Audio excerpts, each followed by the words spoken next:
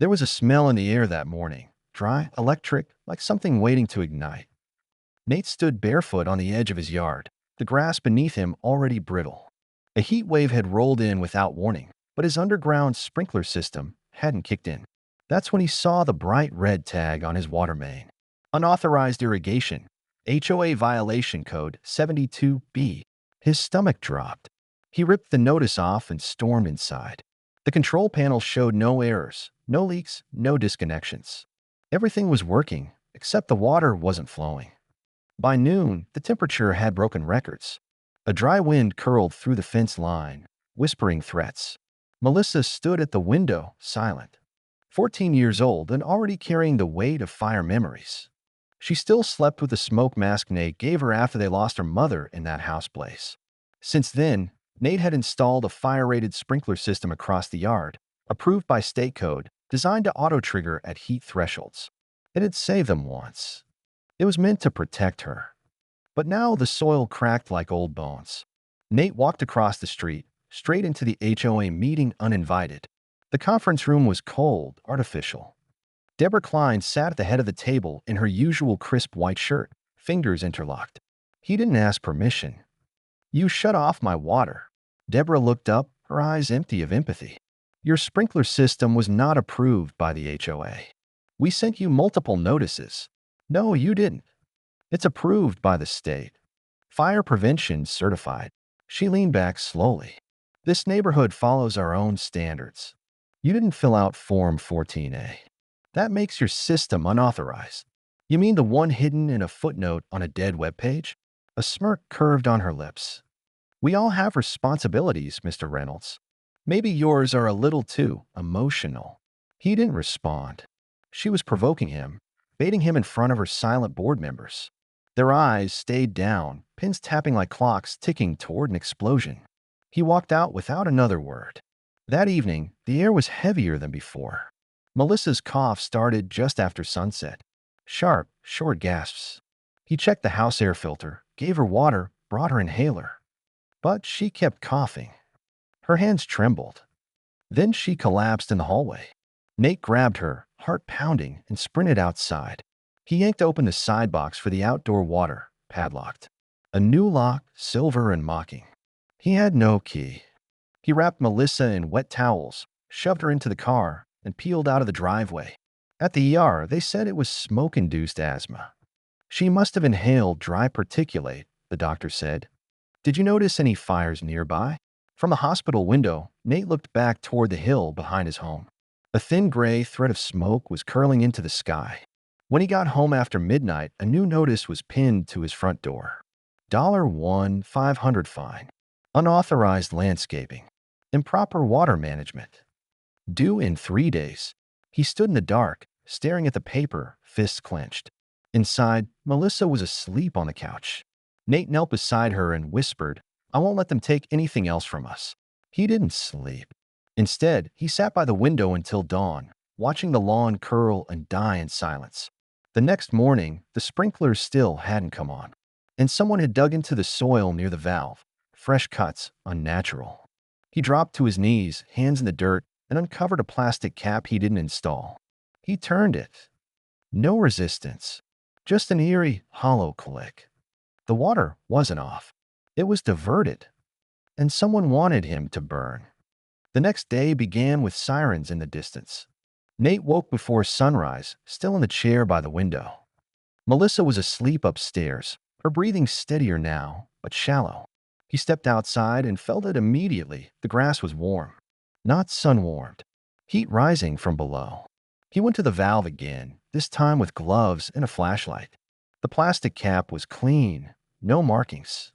But beneath it, buried deeper, a set of unfamiliar pipes led away from his main line. Not outward, but sideways, toward the center of the neighborhood. He followed the direction visually, tracing where the pipe might go. It curved toward the HOA clubhouse. Nate's phone buzzed. A new HOA message. Asterisk noncompliance escalated. Additional fines pending. Mandatory HOA review scheduled. Asterisk he deleted it without reading further. He drove to the fire department instead. Jackson Ford was already in his gear, clipboard in hand. The station was bustling, low-pressure alerts coming in from different zones. Something was wrong with the hydrants.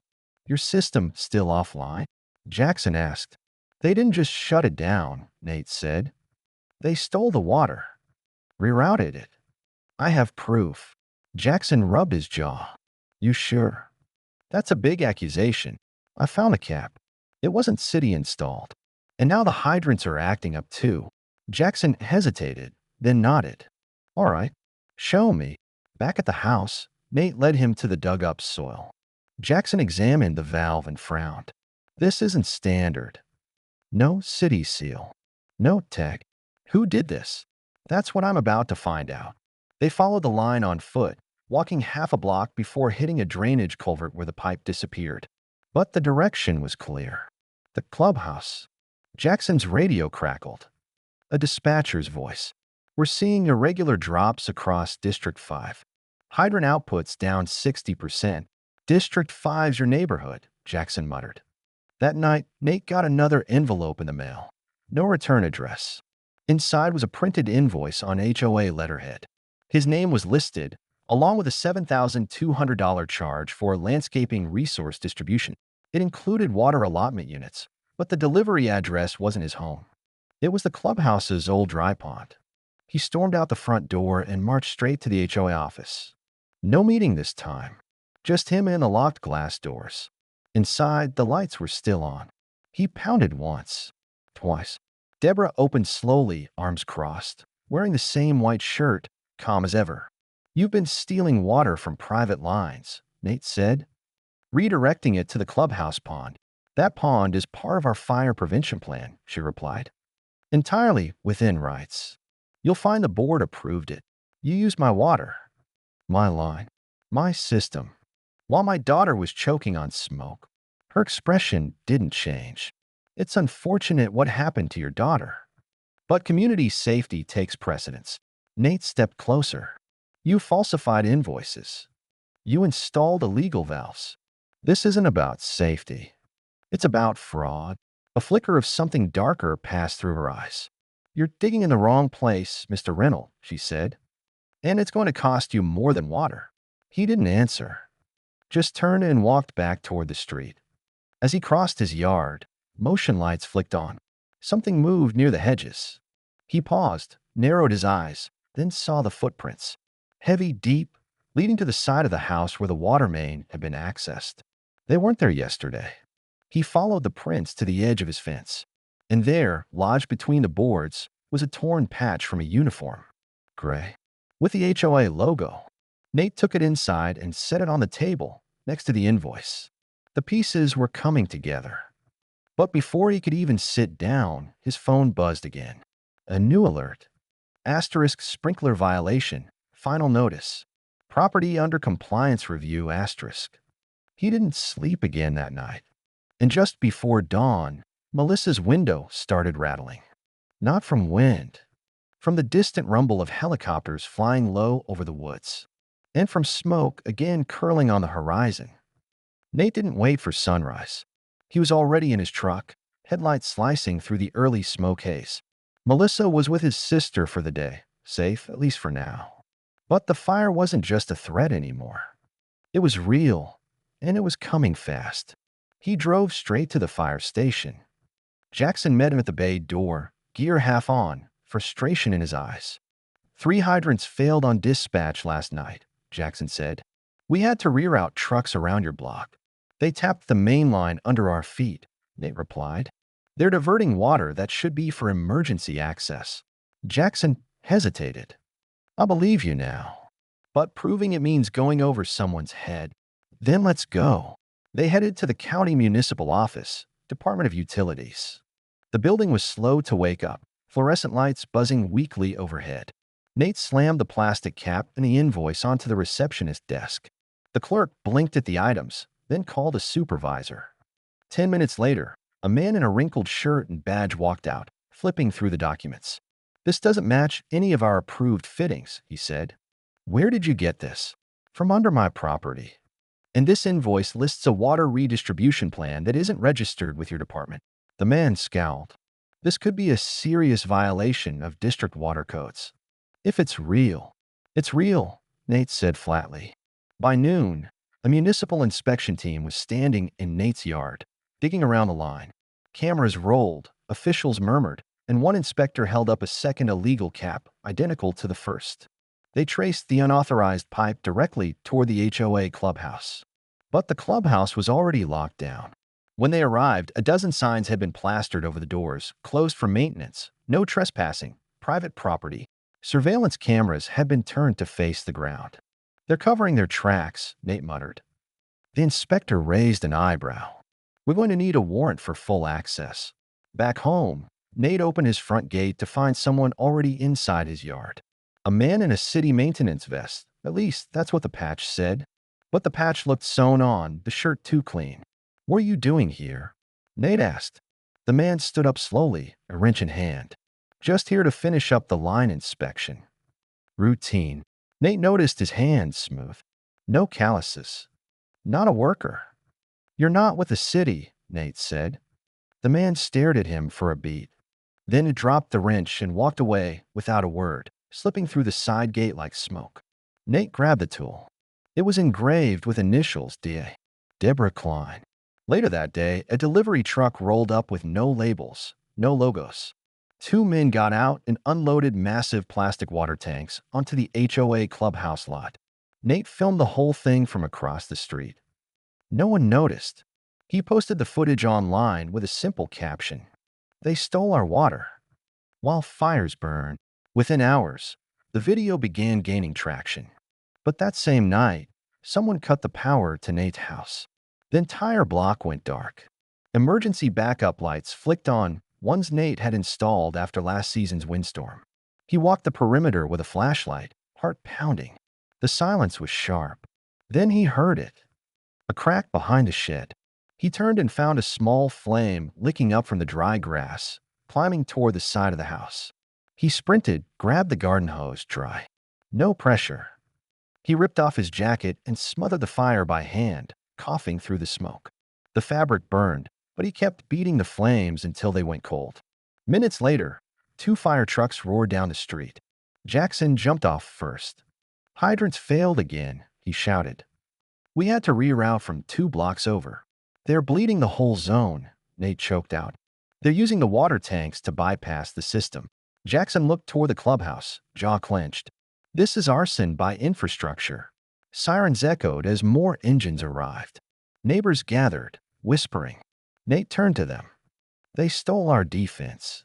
And when I called it out, they tried to burn my home.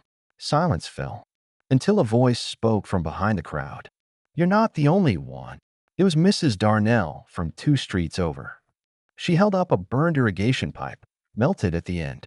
Mine went dry 2 nights ago. And I saw Deborah's assistant dragging hoses toward the woods. More neighbors started murmuring. Names. Incidents. Sudden system outages. Missing pressure.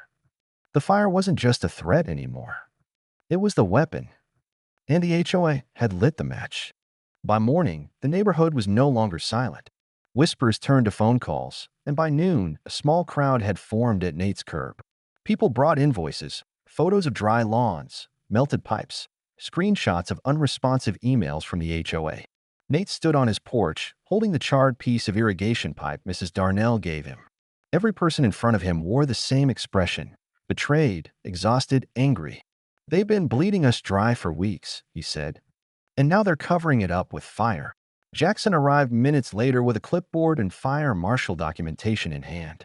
This is enough to open an official complaint, he said. We need to move fast. Nate didn't hesitate. Let's do it. The fire marshal's office sent a legal request for access to the HOA clubhouse. Deborah didn't respond. So they arrived unannounced, 3 county officials deep, with Nate following behind. But the clubhouse was empty. No staff, no records, no water tanks. The pond that was once dry now shimmered full under the sun. Sprinklers sprayed in timed arcs across freshly laid sod, cool, green, alive. Jackson walked over and knelt by one of the underground sprinkler heads.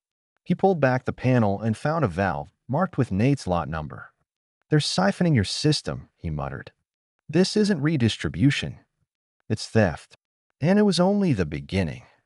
In the back office, locked filing cabinets had been broken into. Empty folders scattered the floor. Computers wiped clean. Trash cans overflowing with shredded documents. One thing remained. A clipboard left on a desk, pages half torn. Nate flipped through it. Names, addresses, valve IDs. His was at the top. So was Mrs. Darnell's. They weren't isolated cases. They were targets.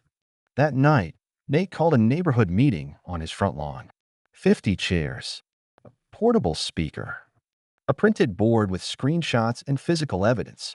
One by one, neighbors came forward. My pets died from dehydration. My fire suppression line went dead. My insurance flagged me for water misuse. The pieces connected like a trap snapping shut.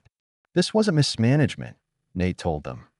It was strategic control. They stole our water, sold it back to the HOA for beautification, and left the rest of us dry. But why? Someone asked. Nate held up a satellite map he'd printed, one that showed green lawns only in a U-shape around the HOA board members' homes. The fire risk is highest at the edge of the district, he said. We're their buffer zone. They kept their area wet and let ours burn. The crowd fell into stunned silence until headlights pulled into the street. A black SUV, tinted windows, rolled to a stop in front of the crowd. The door opened. Deborah Klein stepped out slowly, wearing the same crisp white shirt, hair pinned, lips tight. No one moved. She stepped forward, alone, holding a stack of papers in her hand. These are cease and desist orders, she said, distributed for slander, harassment, and unauthorized gatherings. Nate stepped forward. You stole water from fire suppression lines. You exaggerated your own negligence and are misleading this community. People nearly died, and now you're weaponizing fear to turn them against me. Nate reached into his pocket and pulled out the issued wrench with her initials. He held it up in the air. You left this at my house. For the first time, Deborah faltered. The crowd surged forward, not with violence, but with phones, cameras, flashlights, recorders. You're finished, someone whispered. She didn't respond, just turned, walked back to the SUV, and drove off. That night, an emergency HOA meeting was called, but no board members showed up. By dawn, a new fire had ignited near the ridge, just outside the green U-shape of protected lawns. Fire crews arrived, but the hydrants were still dry. And for the first time, the neighborhood had proof. It wasn't just corruption. It was deliberate endangerment. Nate stood beside Jackson as smoke filled the air again. Time's up, Jackson said. Let's take this higher.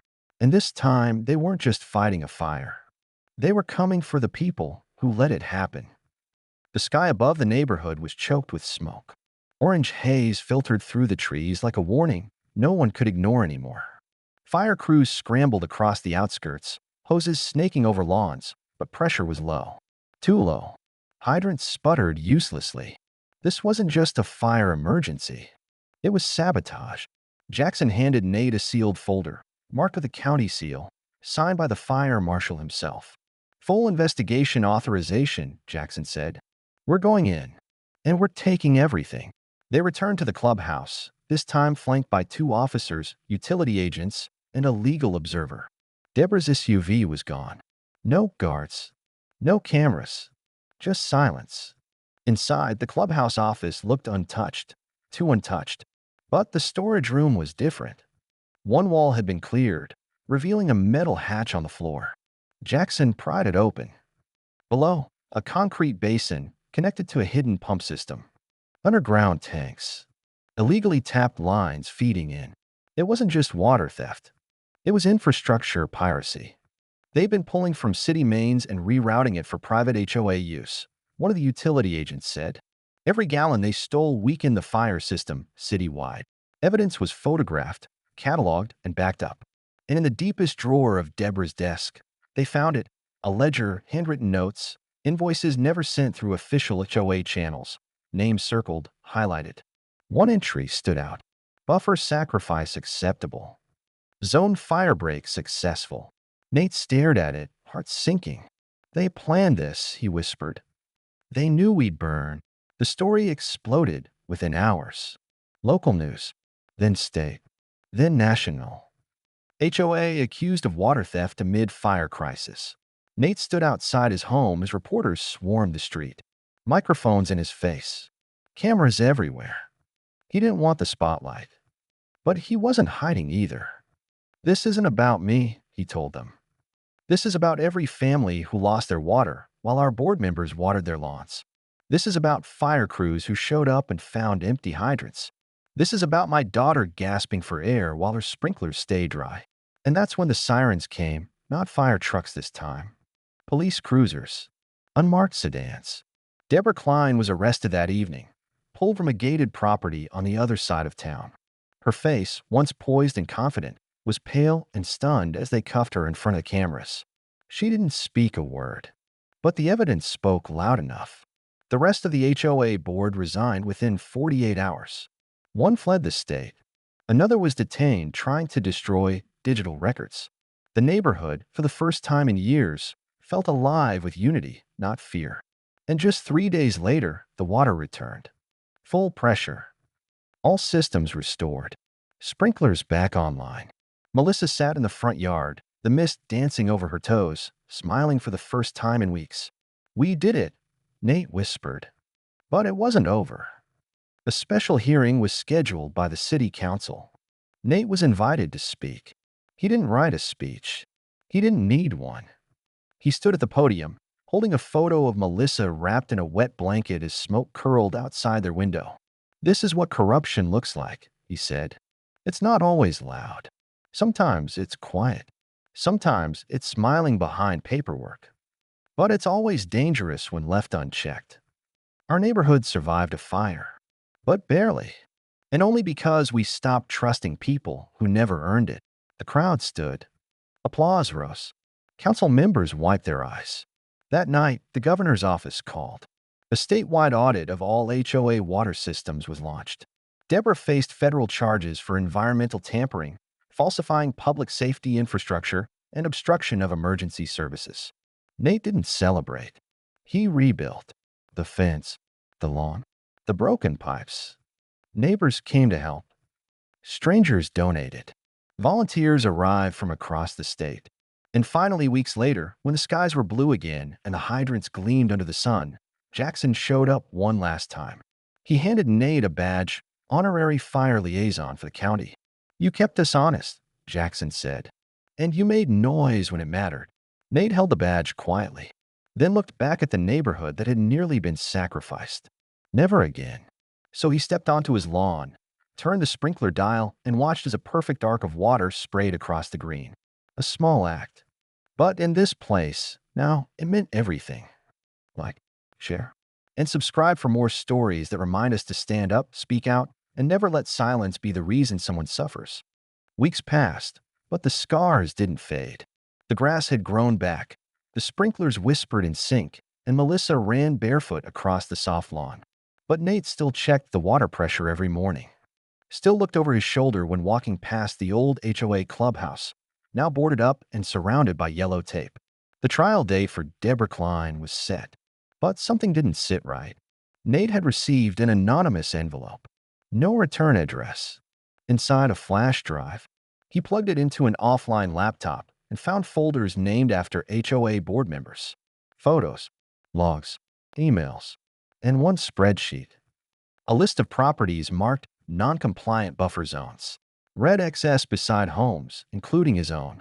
Another tab, insurance claims suppressed. They had blocked payouts. Nate's own file had a timestamp from 2 days after the fire, marked hold liability risk.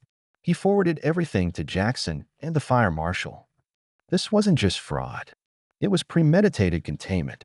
The next morning, an SUV circled Nate's block. Twice. Tinted windows. No plates. Then it disappeared. He installed new cameras that night, extra locks, a fire extinguisher in every room. But he wasn't backing down. Jackson called the next day. "They're going after the insurance angle now. If they stalled payouts, they'll get hit with double liability. Someone else is still working the shadows," Nate said. Deborah wasn't alone. He was right. Another former board member, Randall Keene, was caught trying to access archived HOA bank accounts. Security footage showed him using an ID that had been deactivated months earlier. But the footage also revealed something else. He wasn't alone. A woman unknown guided him in. She wore gloves, a scarf, sunglasses. But in one frame, her bracelet caught the light. A silver charm shaped like a compass. Nate froze. He'd seen that bracelet before. Years ago, at the community welcome brunch. Worn by Deborah's sister. The web stretched deeper than anyone realized. Nate met Jackson near the edge of the district where a new fire break was being dug. Not city-mandated. Privately funded. "What's this?" Nate asked. Jackson pointed at the plans. Turns out, a separate HOA development company was buying land just beyond her neighborhood. They planned to let this zone take the burn while preserving their next project. You were the firewall. The reality settled like ash.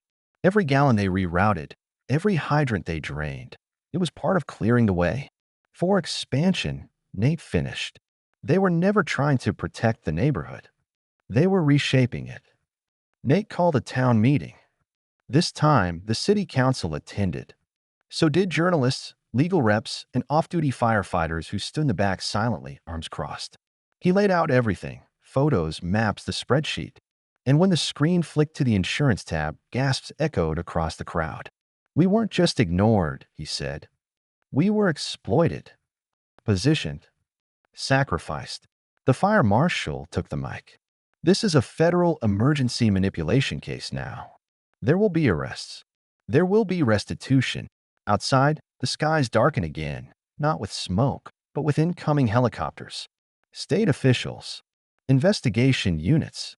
This was no longer a neighborhood dispute. It was criminal conspiracy. Deborah's trial expanded to include her sister, two developers, and the insurance adjuster flagged in the documents. The HOA was dissolved. Permanently. A new community board was formed, elected by the residents, no middlemen. Nate refused a seat, but he agreed to serve as advisor. When the meeting ended, a woman stepped forward quietly. Mid-40s. Calloused hands. She handed Nate a badge. "My brother was a firefighter. Died on a call because of a dry hydrant. I've waited 3 years to see someone expose the reason." "You did." Nate took the badge without a word. Melissa tugged at his hand. "Daddy, the sprinklers are on again." He looked down at her, then back toward the ridge where blackened trees still stood like shadows of a war they hadn't asked for. "Let's go see." And as they walked across their yard, the soft mist of water rose again, clean, endless, true. But the battle wasn't over. Because truth had roots. And some fires burn long after the flames are gone. 6 months later, the neighborhood looked almost new. Lawns were green again. Hydrants gleamed under fresh coats of red paint. A new emergency siren system was installed, tested weekly. People waved again. Doors were open. Children rode bikes along the sidewalks that once crackled with ash. But Nate knew appearances could lie. A court summons arrived, subpoenaed as a witness in the final federal trial against the real estate syndicate behind the entire operation. Deborah's sister, Cynthia Mercer, was revealed as a silent investor in 3 development firms, all tied to land just beyond the HOA's border. They had mapped every home like a chessboard. The fires were just their first move. Nate entered the courtroom with his head high.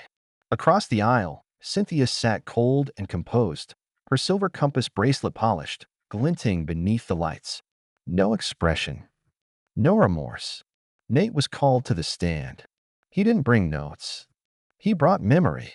He spoke of Melissa choking through smoke, of Mrs. Darnell dragging buckets by hand, of fire hoses hissing with air, of sprinklers dry while board members' homes shimmered with fresh irrigation.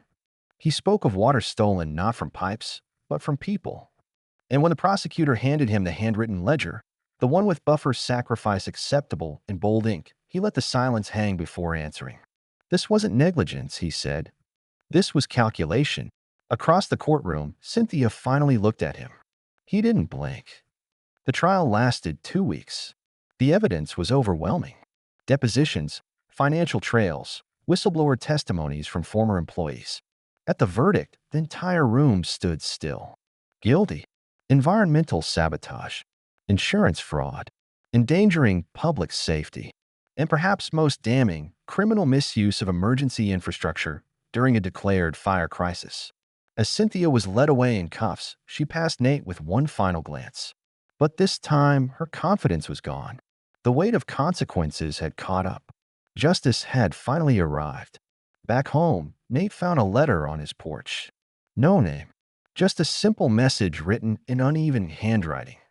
Thank you for saving us when no one else would. Taped to the back was a drawing, a crayon sketch of a burning tree, and next to it, a firefighter holding a garden hose spraying it down. The child had drawn a big red heart where the flames used to be. Melissa hung it on the fridge. That night, the new community board gathered outside.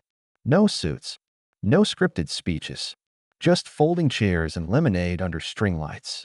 They voted unanimously to rename the local fire lane the Nate Cross Line. He tried to refuse. They wouldn't let him. You fought for all of us, said Mrs. Darnell. Now let us honor that. He stayed quiet, heart pounding in his chest. Sometimes victories don't feel like trophies. They feel like breath in lungs, green on grass, laughter in driveways. And they feel like finally being able to sleep through the night. 1 week later, Melissa stood by the sprinklers, holding a paper sailboat. I want to race it, Daddy, she said. Down the sidewalk like a river. He turned on the water, and the little boat drifted down the path, spinning under the soft mist. Peace, at last, wasn't silent. It was alive.